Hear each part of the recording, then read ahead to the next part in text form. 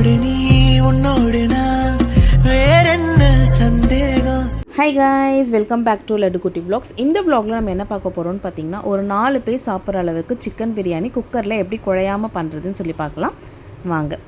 ஒரு குக்கரில் தேவையான அளவு எண்ணெய் ஆட் பண்ணிக்கலாம். எண்ணெய் நல்லா சூடானதுமே பிரிஞ்சி இலை, பட்டை, கிராம்பு, கல்பாசி, ஏலக்காய் போட்டுக்கலாம். நான் வந்து ஒரு 3 வெங்காயம் வந்து நீட்டாக கட் பண்ணி ஆட் பண்ணியிருக்கேன். இப்போ நல்லா வதக்கிக்கலாம். இது கூடவே ஒரு 2 ஸ்பூன் வந்து இஞ்சி பூண்டு பேஸ்ட் ஆட் பண்ணிக்கலாம். இஞ்சி பூண்டு பேஸ்ட்டுடைய பச்சை வாசனை போகிற அளவுக்கு நம்ம நல்லா வதக்கிக்கலாம். இது கூட ஒரு 4 பச்சை மிளகாயை நான் 2ஆக கட் பண்ணி ஆட் பண்ணியிருக்கேன். இதையும் நல்லா வதக்கிக்கலாம். இப்போ பார்த்தீங்கன்னா புதினா இலையை வந்து கொஞ்சமாக வந்து நான் ஆட் பண்ணியிருக்கேன், கொஞ்சம் வாசனைக்காக. ஸோ வெங்காயம் நல்லா வதங்கி வந்துடுச்சு. இந்த ஸ்டேஜில் நான் வந்து ஒரு 2 தக்காளி நான் ஆட் பண்ணியிருக்கேன். வெங்காயம் தக்காளி நல்லா வதங்கி வரட்டும், அது வரைக்கும் நல்லா வதக்கிக்கலாம். இப்போ பாருங்கள், வெங்காயம் தக்காளி நல்லா வதங்கிடுச்சு. இப்போ நம்ம தேவையான மசாலா எல்லாமே ஆட் பண்ணிக்கலாம். ஒரு ஸ்பூன் வந்து காஷ்மீர் ரெட் சில்லி, கொஞ்சமாக வந்து மஞ்சள் தூள், 1/2 spoon garam masala, 1 spoon chicken masala, 1 spoon biryani masala, தேவையான அளவு உப்பு, ஒரு 2 ஸ்பூன் வந்து தயிர். இது எல்லாமே போட்டு நல்லா கலந்துடலாம்.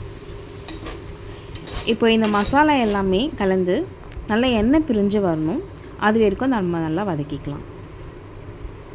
இப்போ பாருங்கள், நல்லா வெங்காயம் தக்காளி நல்லா வதங்கி சாஃப்டாக தொக்கு பதத்தில் வந்துடுச்சு. இப்போது நம்ம சிக்கன் எல்லாமே ஆட் பண்ணிக்கலாம். நான் வந்து பார்த்திங்கன்னா 3/4 கிலோ சிக்கன் எடுத்திருக்கேன். இப்போ இந்த மசாலாவுடைய இந்த சிக்கன் போட்டு நல்லா பரட்டிக்கலாம். நம்ம உடனே தண்ணி ஊற்ற வேண்டாம், ஒரு 10 நிமிஷம் இந்த மசாலா கூடவே நம்ம பரட்டி எடுத்துக்கலாம். இப்போ ஒரு 10 நிமிஷம் ஆயிடுச்சு. இப்போ இதில் வந்து கொஞ்சமாக வந்து நம்ம வந்து புதினா இலை ஆட் பண்ணிக்கலாம். நான் வந்து 4.5 கப் தண்ணி ஆட் பண்ணுறேன், 3 கப் ரைஸ்க்கு. ஸோ இந்த ஸ்டேஜ் நம்ம வந்து உப்பு காரம் எல்லாமே செக் பண்ணிக்கலாம். இப்போ வந்து நல்லா கொதி வரட்டும். கொதி வந்ததுமே நம்ம வந்து அரிசி ஆட் பண்ணிக்கலாம். நான் வந்து பாஸ்மதி ரைஸ் தான் யூஸ் பண்ணுறேன். ஒரு 20 மினிட்ஸ் நம்ம வந்து தண்ணியில் நல்லா ஊற வச்சுட்டு வாஷ் பண்ணி எடுத்துக்கலாம். இப்போ நல்லா கலந்துக்கலாம். ஃபைனலாக வந்து பார்த்திங்கன்னா இது கூடவே நல்லா குட்டி குட்டியாக நறுக்கின கொத்தமல்லியும் கொஞ்சமாக வந்து புதினா இலையும் நம்ம ஆட் பண்ணிக்கலாம். இப்போ லைட்டாக வந்து கிளறிட்டு குக்கர் போட்டு மூடி ஒரே ஒரு விசில் விட்டு நம்ம எடுத்துக்கலாம். பாருங்கள், சூப்பராக நம்மளுக்கு வந்து சிக்கன் பிரியாணி வந்து ரெடி ஆயிடுச்சு. ஸோ இது வந்து 4 பேருக்கு நம்ம தாராளமாக சாப்பிட்லாம். ஸோ உங்களுக்கு எடுத்து காட்டுறேன் பாருங்கள், நல்ல ரைஸ் வந்து நல்லா நீட்டாக வந்திருக்கு. ஸோ குழையாமல் வந்திருக்கு.